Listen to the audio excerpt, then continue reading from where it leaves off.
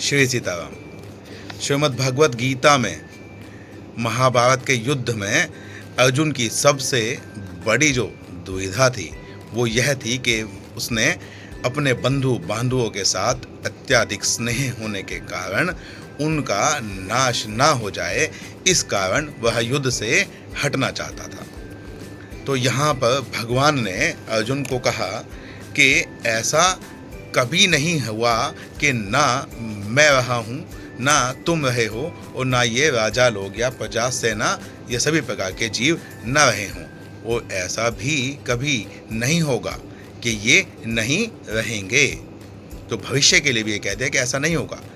परंतु यह सब सुनने के बाद भी जो अर्जुन है उसका मोह जा नहीं रहा है, तो फिर भगवान इसी बात को दोबारा दूसरे तरीके से कहते हैं। वहाँ पर भगवान कह रहे हैं कि ना सतो विद्यते भावो ना भावो विद्यते सतः उभयोरपि दुष्टोऽन्तस्तत्त्वन्योस्तत्त्वदर्शिभिः।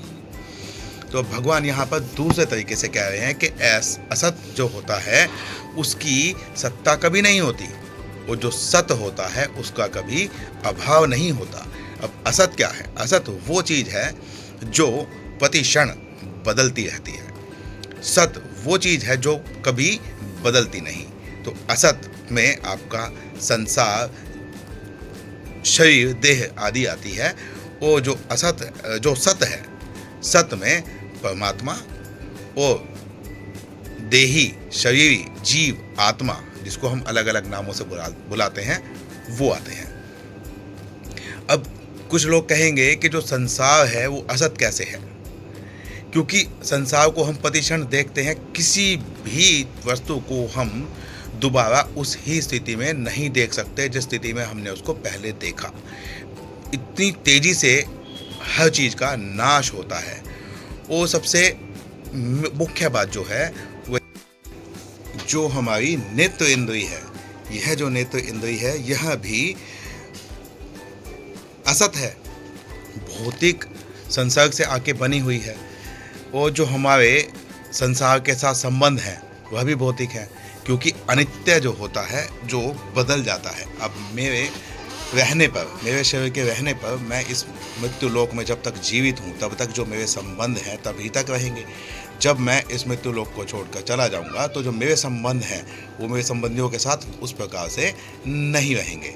इसीलिए ये जो शरीर है ये अनित्य है, ये नित्य नहीं है। यहाँ पर अर्जुन को भी यह समझना चाहिए कि उनके पिता पांडु जो थे वो औकात नहीं है। वो अगर उनको जीव की दृष्टि से देखें, आत्मा की दृष्टि से देखें, तो वो अभी भी विद्यमान है। उनके साथ संबंध जब तक मैं तो तभी तक संबंध बना सकता हूँ किसी भी शरीर के साथ जब तक मेरा खुद मेरे शरीर के साथ संबंध है। तो जब ये मेरा शरीर के साथ संबंध ही अनित्य है तो बाकी सब तो अनित्य अपने आप ही हो जाएगा। इसीलिए किसके साथ संबंध बनाना है, किसके साथ संबंध नहीं बनाना है, ये मुख्य बात है। इसीलिए जो तत्वदर्शी होते हैं, यहाँ पर तत्वदर्शियों के लिए जो बताया गया है वह यह बताया गया है कि उन्होंने सत और असत दोनों को जांचा, परखा, अनुभव किया, और फिर उनको सिर्फ एक सत्य पदार्थ की ही सत्ता प्राप्त हुई, असत का उनको भाव नहीं मिला। जैसे मिट्टी का जो घड़ा होता है, वो घड़ा तब तक ही घड़ा रहता है तब तक उसको तोड़कर उसको मिट्टी में ना मिला दिया जाए, लेकिन मिट्टी तो मिट्टी रहती ही है।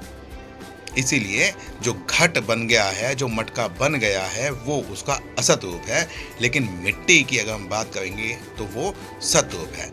इसी प्रकार से हम जब अपने शरीर को देखते हैं तो वो उस घड़े की बात है जिसका नाश हो जाएगा। परंतु अगर मिट्टी उस शरीर को हम ना देखें और उसके अंदर जो मूल तत्व है अर्थात हमारी आत्मा, अगर हम उस आत्मा को देखें तो इसका कभी नाश नहीं होगा। ना आत्मा कभी कहीं जाती है और ना कभी कहीं आती है, वो तो स्थिर रहती है और वो एक ही भाव से सभी जीवों के अंदर विद्यमान है।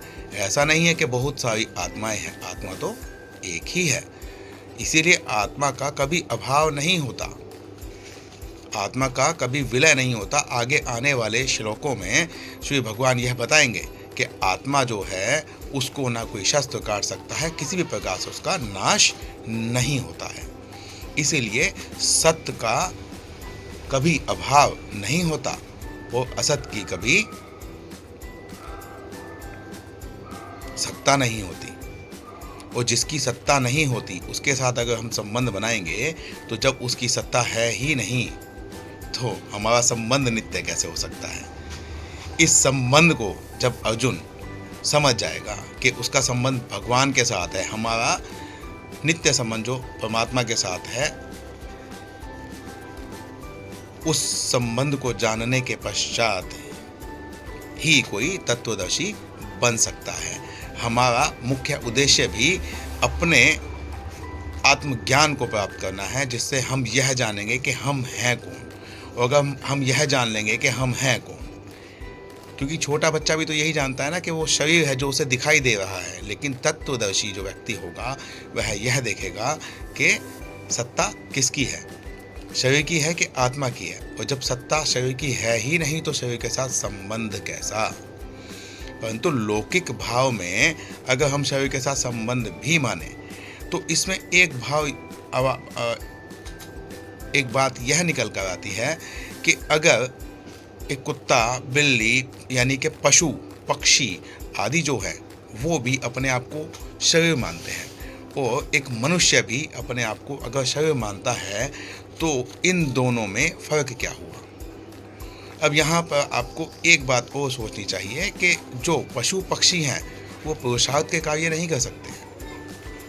अगर मैं नास्तिक हूँ और मैं इस बात को ना भी मानूँ कि जैसे मोक्ष होता है या जो मेरा शरीर है यही सत्य है और इसके बाद कुछ और सत्य नहीं है, अगर मैं इसको भी मानूँ तो भी मुझको जानवरों से अधिक अलग अपनी सत्ता दिखाने के लिए या जानवरों से मैं अलग हूँ, उच्च हूँ, श्रेष्ठ हूँ, तो इस भाव को अगर मैं लेकर चलूँ तो मुझको कुछ ऐसे कार्य करने पड़ेंगे जो कार्य पशु पक्षी नहीं करते। तो पशु पक्षी परमार्थ का कार्य नहीं करते हैं। पशु पक्षी दूसरे व्यक्ति की को अकारण ही ना तो वेदना देते हैं और ना उनकी वेदना में सहभागी ही बन पाते हैं। लेकिन मनुष्य चाहे उनकी वेदना में, उनके दुख दर्द में साथ खड़ा होकर उनके लिए उनकी समस्याओं का हल देकर उनकी सहायता करके परमार्थ का कार्य कर सकता है। और जब परमार्थ का कार्य है यह मनुष्य के का ही अधिकार है। इसीलिए श्री भगवान ने श्रीमद् भगवद गीता में कहा था कि तेरा कर्म करने में अधिकार है, फल में नहीं।